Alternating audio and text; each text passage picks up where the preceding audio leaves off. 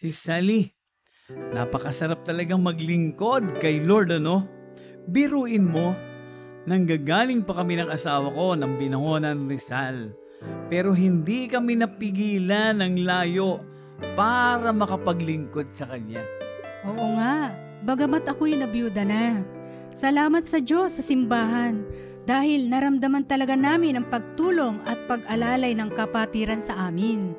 9 years na ang pamilya namin dito sa church at makakasama kami ng 15th year church anniversary. Kay saya at kay ganda, Tayong lahat ay sama-sama. Umaawit ng papuri, sumasayaw at sumasamba.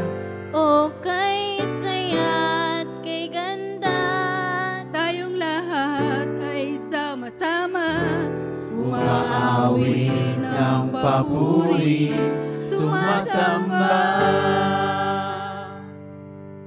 Salamat sa Diyos sa simbahang ito dahil nabuo kaming mag-anak.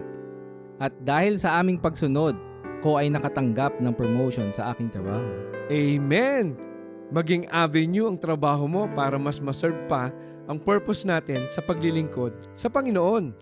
Salamat sa Kanya dahil nagagamit ko ngayon ang natutunan ko sa aking profession at ito ay nai-apply natin ngayon dito bilang pastor sa ating simbahan. Alam mo, Ani, napagtanto ko ng dahil sa church, lalong lumakas ang buhay nating mag-asawa. Dahil dito sa ating simbahan, maraming mga ehemplong mag-asawa na naging gabay sa ating pagsasama. oo nga, honey. Kaya tayo ay nagdesisyon na palakihin ang ating anak at magiging anak sa tuntunin at salita ng Diyos. Ipalakpak ang inyong kamay, itaas at iwagayway. Sama-samang isisigaw, Diyos ay buhay. Ipalakpak ang inyong kamay, itaas at iwagayway. Sama-samang isisigaw, woo! Sama-samang isisigaw, woo!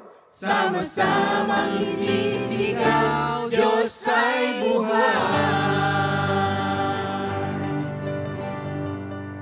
Teka, saan kayo pupunta? Di pa tayo tapos. Akala nyo tapos na? Tara! Saya at iganda, tayong lahat